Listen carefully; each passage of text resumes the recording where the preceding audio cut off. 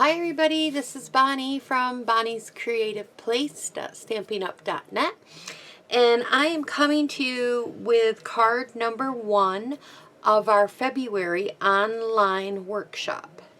We chose to do the Simply Succulent bundle, and I'm making 4 cards. All you had to do was purchase the bundle and you would get the free tutorials and the cardstock and all the supplies I used to make the cards that I'm going to show you here in these next 4 videos. There was extra things that if I used that you could add on if you wanted to, or you could use items that you already had at home or from previous things. So, but in order to get the free tutorial, you had to at least order this. So the first card we are going to be making is this one right here. I absolutely love it. I think it is gorgeous. I do not know if the Wink Stella is picking up or not, but oh, it is just stunning. So let's get started on how I made this card. I'm going to set the card right here. And I'm going to put these off to the side. I've already got my stamps on my blocks here ready for us to get going. Right? So in your bag, you're going to get, I took a couple things out, but in your bag, you're going to get all these supplies. You're going to get your base card. I'm not going to read off all the measurements to this because it's all in your tutorial. So just refer to your tutorial if you're worried about like what one is for stamping. I try to label those ones, but if you're worried about things like that, just read your instructions. That'll tell you like what layer 1 is, layer 2 is. And then we need both of these. You get a basic white and a night of navy. And if I can get this back open. And then we'll have another piece of the Highland Heather. And this is our stamping piece right here. And then let's see. We got our stamping piece for our grading and that, and I did give you extras of those just in case you made mistake stamping on them.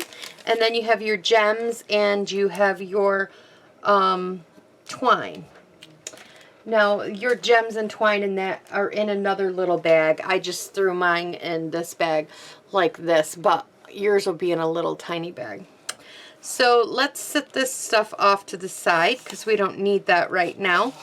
And we're going to just work on these 2 pieces for the moment. So what I'm going to do is I'm going to bring in a scrap piece of paper here. I'm going to take one of these from our Stamp-A-Ma-Jig, our Stamparatus. I don't know why I called it Stamp-A-Ma-Jig. I don't know. That is so funny. And we're going to put this right here. And I am going to be bringing in a couple colors here. So I'm bringing in Highland Heather ink pad and Seaside Spray. These are the 2 that I chose to do for this. I put it in the descriptions to let you know if you wanted to add these to your order that you could. Okay, and then we're going to be using the new blending brushes. And I told you in the past I don't have a brush for every single color, but I have one for my light purples and one for my light blues. And so those are the 2 that I'm going to be using, is my light purple and my light blue. So the first thing I'm going to do is I'm going to take my light blue, piece of hair there, and I'm just going to dab it in, and I'm just going to come in like this, just here and there. I'm not really sure where I want it. You should always start off the paper. I kind of started on the paper on that one and I got a little dot there, but it'll all blend in the end. And I'm just kind of randomly deciding, and I'm going to come back with this blue where I want my colors. So okay, so I'm done with that one. So now I'm going to grab the purple And I'm going to do the same thing. I'm just kind of going around, going over top of the blues because it gives it like a darker color. And I'm just going to keep doing this. Now, the more you want of one color, put more pressure on that spot. So if I want more purple right here, then I'm going to apply more pressure. So that's just how, that's what I've been teaching myself. I don't know if I'm doing it right. This is how I like it, and this is the effect that I like that it's bringing off. So if you like that, then just keep doing that. So now I'm going to go back to my blue. And this is just a process. You just have to keep doing this over and over until you get it to the color that you like, that you want it to be. And I want it a little bit more vibrant, so I'm going to keep going.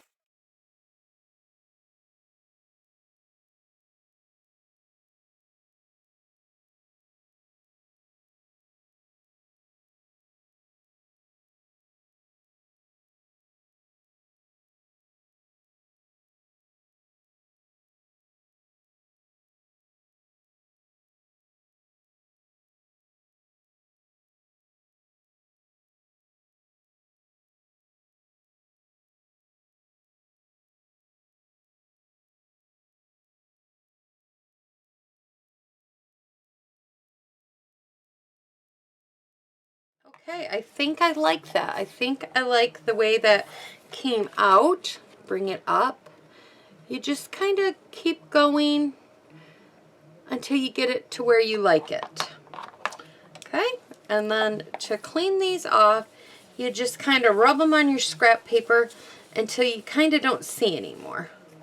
And that's basically making them all ready to go into the next set of colors.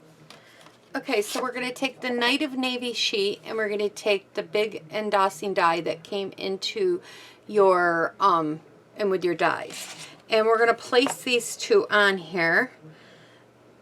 And we are going to bring in the platforms that we need. And we need platform 1, 2, and 3. We're going to place this down. I don't want this to move because this just fits this. Now, the top and bottom, it probably doesn't fit perfectly, and that's okay because we're going to cut that off. But on the sides, we want it to really stay in place. So use some Post-it note, washi tape, purple tape, whatever you have, and we're going to tape the sides of this down so that it doesn't move. Because we want I'll show you on the original card here in a minute. We want the thickness to stay a little on each side. So I will give you it doesn't want to stay very well because this is, okay. See how I got it a little bit thick here on each side, but the bottoms are gone? That's what we want. Bring the card up a little closer. So that's what I want. So I'm trying. So this just helps it from moving. Bring in the big guy here. Put this down and pray I didn't move it. And crank her through. And you can go back through if you want to help all those little pieces fall out a little better. You could put adhesive tape on the back of this. I did do that with that one, but I'm not going to do that with this one here. So then you're going to bring in your little tool right here. I will have it on the screen because I can't remember.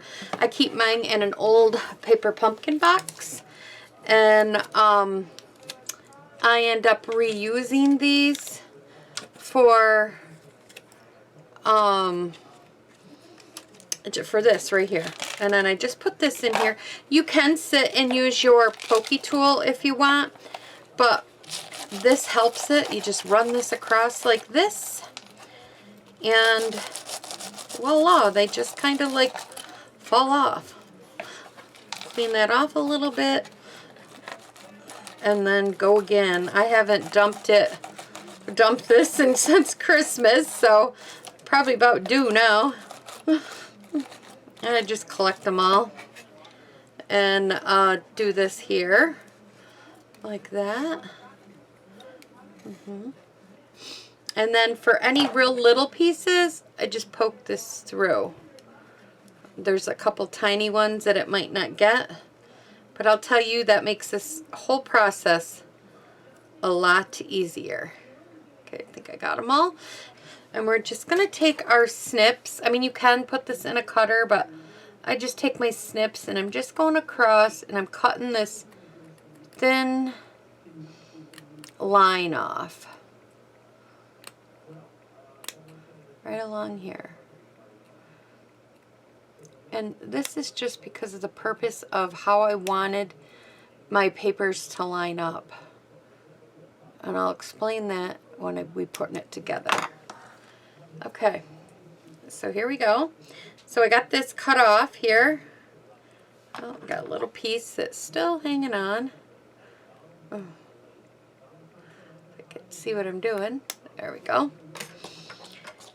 Now, when we put this piece together, when we're going to go ahead and we're going to fold this over like this and crease it very well. Get your bone folder out and give this a great crease so it holds it down flat.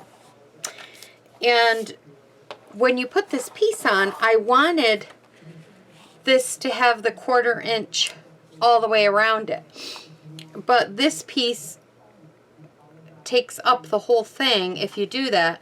So that's why I ended up just cutting the top off it, if that makes any sense. So that's the look I was going for. Get out your silicone mat or some type of surface to have underneath it. I am going to be using the fine tip glue pen. You can use the liquid, multi-purpose liquid glue too, and you also can use the adhesive sheets if you want to do that. A lot of people, I love the adhesive sheets, but if you're trying to get it precise onto something, this glues, the liquid glues, gives you a little bit more leeway. So I'm going to be using this. I will probably fast forward this because I am going to be just putting on some glue along the whole outside of this. You don't want to over saturate it. You're just kind of putting it here and there. Okay, I'm back and I am going to put this right on my paper. Get that out of the way. So we're going to bring this over. And we're just going to line this up right with the white paper. It's the same size, so it shouldn't be too hard, but it does give you a little leeway by using the liquid glue. Okay, there we go. And then just press down, give it a press. And if you find a spot that might be sticking up a little, like right here, it might have been that I didn't get enough glue there, so I might have to put a little bit of glue underneath it along there, and just keep pressing it. Flip it over, give it a good press.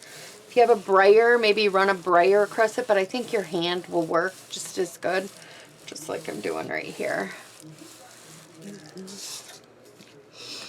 And it just helps adhere everything in. And so it looks like that, okay? So now another tip, if you do use this, make sure you put this in here right away, because if you don't, you could get your liquid glue will dry up if you leave it open. And okay, so now we can go ahead. Oh, oops, I caught the end of that. So now we can go ahead and we could put this down here on our paper like that. So go ahead and we will put some snail on the back of it.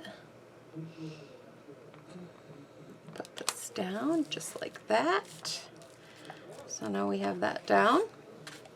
We'll set that off to the side. I'm going to bring this one in so you could see it a little bit better on what I'm going to be doing for the coloring and stuff and how I placed everything on here. So we need the Memento black ink, and I'm going to take the little, well, the clay pot, I don't know, and I'm going to place it almost to the bottom, but not quite. A little bit of a leeway there. Like that. And then I'm going to take the next biggest flower and I'm going to place this one just a little ways above it, like that. Okay. And then I'm going to take the next flower and I'm going to go right up here, just like that. Okay. And now what I'm going to do before I get coloring is I'm going to bring in a ruler, and I am just going to kind of find a happy center here that I like. I'm mostly going with the center of this flower up there and kind of the center of the pot. The, you know, where you like it. Take any black, you could take a Stampin' Write marker. You could take a fine tip Sharpie, something very fine tip. I think I'm going to use this. I move it over just a hair off from it because of the ruler space, and I want it, depending on what size tip you use, you may want to go over it a couple times to give it a little bit thicker, the thickness. I'll bring it up. See how I have like a thick line there? Well, not too thick, but I want it thicker than a real thin line that some of these markers can give. So you might have to go over a couple times, okay? So now we're just going to get to coloring. And what I used for this was Highland Heather, light and dark. I used the shaded or Seaside Spray, light and dark, and then I used Night of Navy, light, or no, that's Mood Night. Sorry, oops. And then I used Night of Navy, light and dark. Okay, so I'm going to just color this, and I'll probably fast forward it also. Like always, I always start with my light color. I put that down, and then I go ahead and I use my dark color. I'll zoom you guys in so you could see this a little bit better.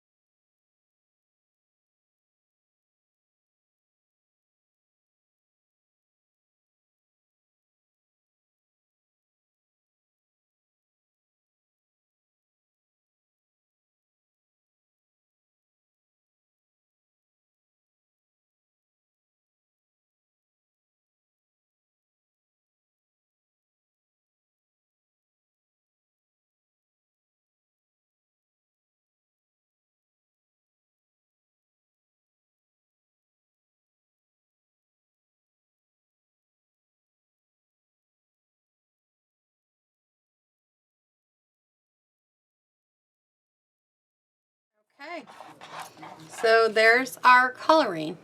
So that's what I did. I'm going to zoom you guys back out so you could see the rest of the card. Okay, and then I'm going to bring in my piece of Highland Heather, and I'm going to use some snail. Oh, Stamp and Seal. I'm trying to remember to call it that. Okay, I'm going to put this down like that. And then I am going to bring over our little thing here. And I see some of my stuff is coming up. So I'm going to bring in a little bit of this white liquid glue. And I'm just going to run it along the edge. I don't know, one side might have dried quicker. I can't even get any off or out of here.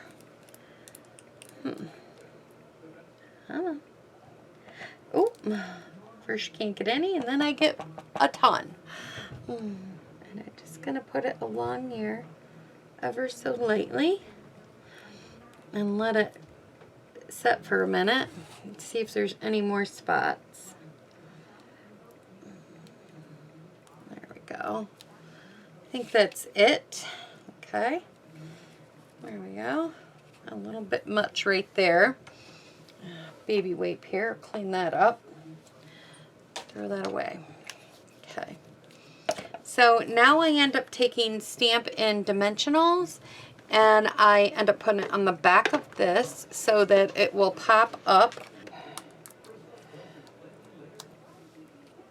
Okay, so I place this down on my mat, and now we're going to find those little pieces that we need here.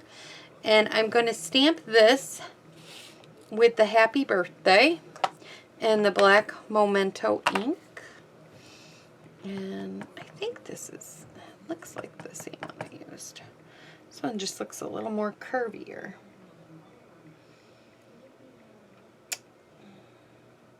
Might not have been the one I used, because this one just looks a little bit more curvier, but that's okay. We're going to use it.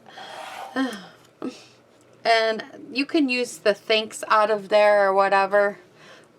I just re-inked my pad, and this is very wet, so I don't want to touch it too much. Okay. I'm going to put some snail on the back of it. Put it right on here. I'm probably going to trim this down some. Well, no, I think I got the right. Try not to touch it too much because I got a little bit of waiting for that ink to dry. I'm going to grab my scissors. You can use your trimmer. I'm okay with eyeballing it if you are not. Okay. There we go. And then I'm going to put this right here. What I did was I took one Stamp and Dimensional and I put it on this side of the, and I put a dot on the side that has the birthday, and I just put some snail on the side that has the happy, and I'm just going to remove the dimensional. And I'm going to put it right here like that, because this is popped up, so I moved that out of the way. Then you've got some ribbon here, and I'm just going to make a knot with this. There we go. And I'm going to use a glue dot, and I'm going to put it right there, and then I'm going to trim it up. So you're just going to take a glue dot and take a piercing tool, and I like to curl it up a little bit so it's like a little wad, and I'm going to put this right here on the back. And this baker's twine, I'm going to put it right on the bottom of that knot. Right there. Just like that. And then I'm going to get my ribbon cutting scissors. And I just kind of cut it. Well, this one I'll cut about the length of the pot. There we go. And then I have some gems here. I have 3 little gems. Whoops, I lost one over here. Okay, and I put one up here.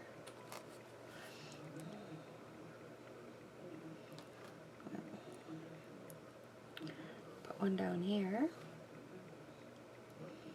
And I put one right about here. So there you go. This is the card. Thanks for stopping by, everybody. I will see you back here with video number 2. Thanks for stopping by. Bye-bye.